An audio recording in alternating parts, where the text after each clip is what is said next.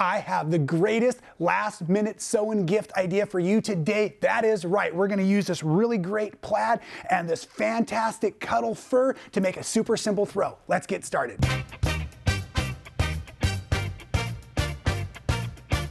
I will admit, I think one of the keys to this super simple throw is actually the fabric choices itself. It made it so easy to work with, and that's how I'm going to teach you to work with the fabrics today. Now, before we get too deep into the video, let's talk.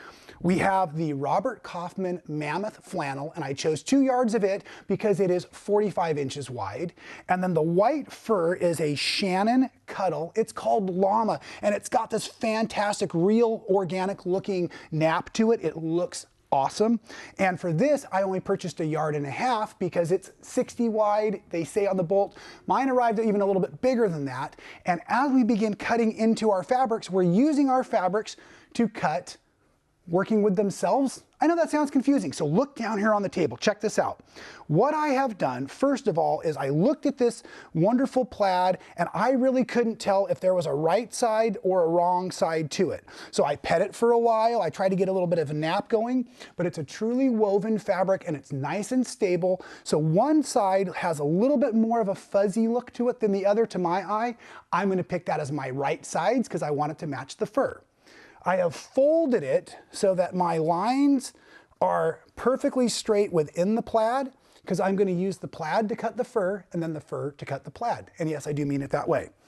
I have both of the folded sides down here along this edge, and I've used some of these wonder clips like this to pinch them and hold them into place so that nothing is moving while I'm manipulating the fabrics. I was trying to point out in your supply list, your yardage, that there are different widths of goods, so you have to shop accordingly that way. And now what we're going to first do is we're going to come down here.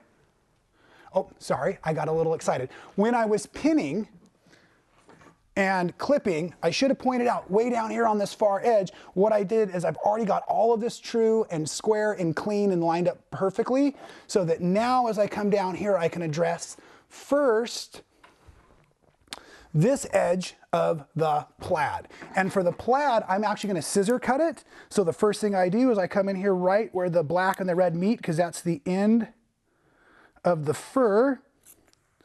I took that nip and I'm cutting right along where the red and the black meet, like this, and I am doing a single layer, right, so that I didn't have to stay on that line perfectly. Later on, we'll be sewing and we'll be using these lines to our advantage as well. If you haven't worked much with this Shannon fur, you might, let me stop here, because what I was starting to tell you was a story, but I actually made a little bit of a mistake, and we're just going to point that out because I don't want you to be worried about this. The story was going to talk about not being worried too, so let's just talk about it right now. The fur itself, when you cut it and sew with it, it has a nap, it has a texture. So we have a couple of things and strategies we're going to do to make things a little easier to work with. One of those is a big seam allowance. I'm going to be taking about a 1/2 inch seam allowance today. So what just happened right here, I'm hoping you can see this, is the fur got caught on my scissor tip because I was thinking I wasn't paying attention to my real cut. I'm paying attention to the cameras over here, right? And as I started to cut in, I nipped into there, but that's okay because I'm going to have a big seam allowance. So I didn't panic. I don't have to cut everything down. We're just going to keep that in place because, like I said, what I want to talk about is manipulating these fabrics and working with them together. Okay, so I've got a clean edge that is clean here to the top layer of fur, but the bottom layer of fur wasn't cut perfectly square either yet. So now I'm going to take my rotary cutter and my ruler, and I'm just going to slide. Now, we have to learn to embrace the fur, okay? It's going to be everywhere. I do like to get all of my big cuts first made, and then I will come back later and clean up a little bit. And one of the best ways to clean up is a shop vac or a lint roller and cutting along the fuzz. Now the fur will not keep shedding, it's just because we cut it.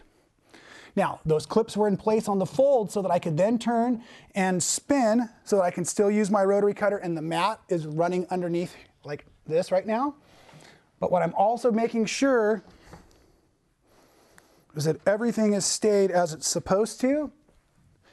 And I could choose to use my selvages from the plaid, or I'm going to choose to cut them off in case that's how you want to do it at home. The big seam allowance allows you to use your selvages too. Okay, let's get this. So I have a good starting spot down here. And again, I do a lot of petting, a lot of managing of all the fabric. And here we go. I'm putting a lot of pressure on my cut, and I have a fresh blade in my rotary cutter because I don't want to be sawing back and forth at this, but look at that cut is looking perfect. Now as I slide this back up over the table, I've got those clips. We're just going to move it up here, real easy. So a majority of the work in this project actually is the prep work. Once you have your pieces managed perfect, it's really easy just to go over to the sewing machine. So we're spending all of our time here getting our prep work awesome for us.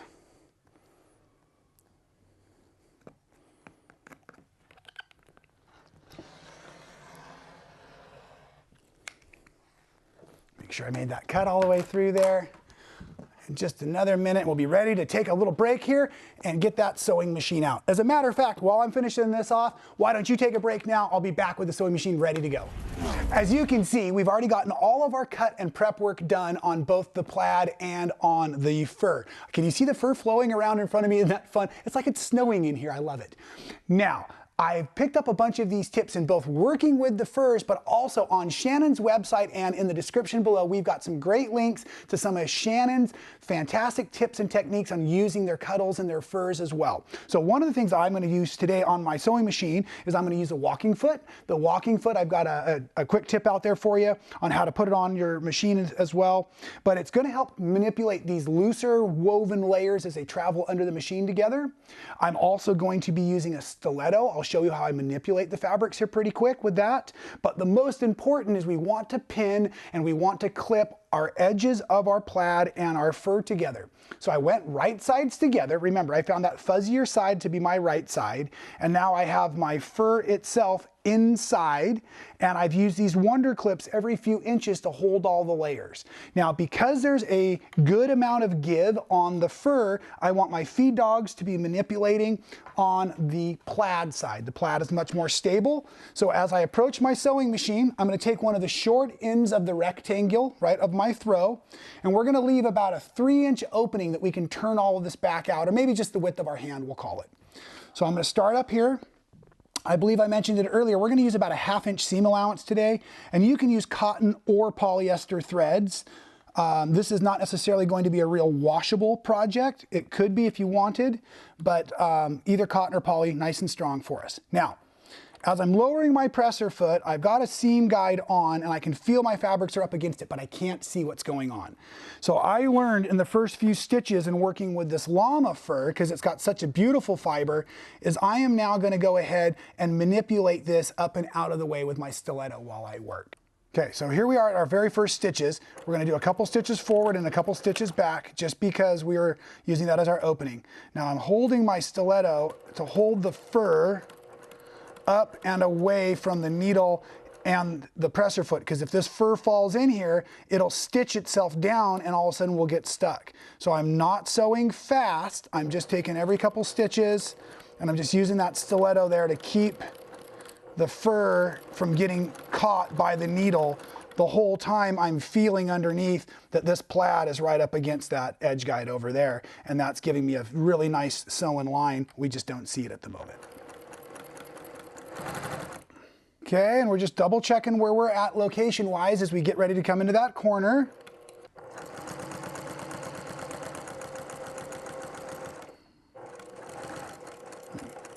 Okay, so as you can see, we're coming into that corner, and because I have that 1/2-inch seam allowance, I want to go ahead and stop, and then I'm going to pick up and pivot and rotate underneath there, and I want to make sure that I can still see my plaid underneath there too. And the beautiful thing is about this fuzz, or the fur fiber, is I can actually cheat a little bit. I can tug and pull if I needed to. So now that that's caught up and started there, and then my stiletto's back in service, and I'm just going to keep on going around the corner. Okay, so now as I'm sewing out of this corner, I'm gonna hit caffeinated mode and go all the way back around except for that opening about the width of my hand to turn it right sides out. So here we go. Fasten your seatbelts.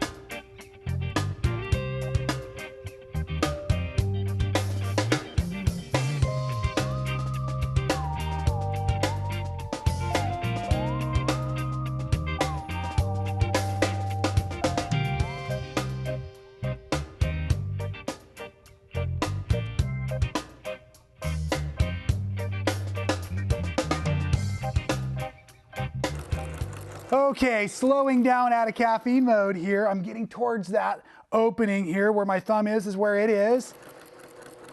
And I'm just coming in, still making sure everything's lining up nice and square. And those pins or wonder clips really helped all that happen. Got about my one hand's opening. I'm gonna take a few back stitches there to lock that down. And now, I hope you're as excited to see this as I am, but when I'm sewing on thick or layers that move around a bunch, a good habit to do before we turn it right sides out is to go ahead and flip it over where you can really see your stitching, and then I'm just gonna check all of my seam allowance to make sure that I didn't have something odd happen while I was going all the way around. So I'm checking just to make sure that I don't have to flip it back right sides out.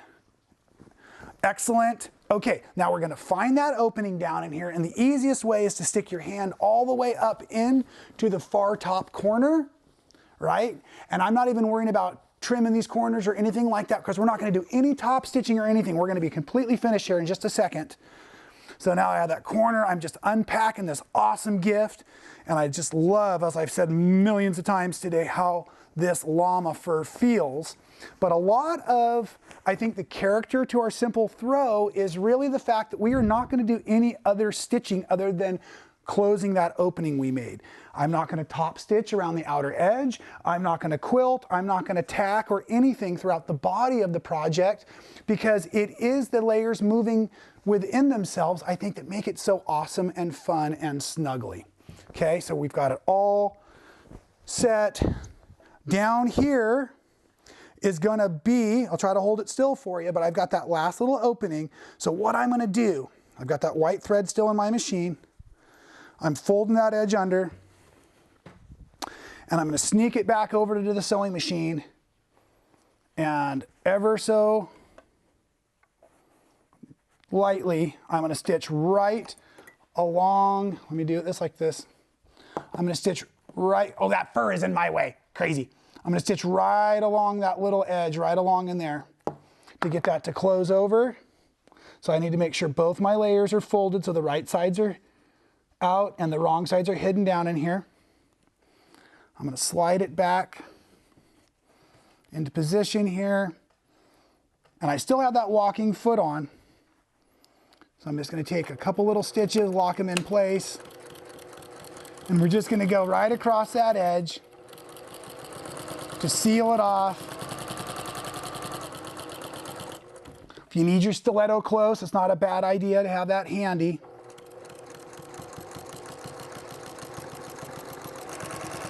And a little back stitch. And you, ladies and gentlemen, have finished an awesome, easy to construct, but super easy to give and receive simple throw using some fantastic fabric. So I certainly hope you enjoyed this project today on man sewing. I love coming up with simple, great gift items because we all know how much we enjoy sharing the love of sewing. We'll see you next time. Thanks for being a Man Sewing fan. It's great to have you out there encouraging me to create fantastic new content. If you've missed any of the videos, we've got links for you here and here. And while you're checking those out, make sure you're subscribed. We don't want you to miss any of the action.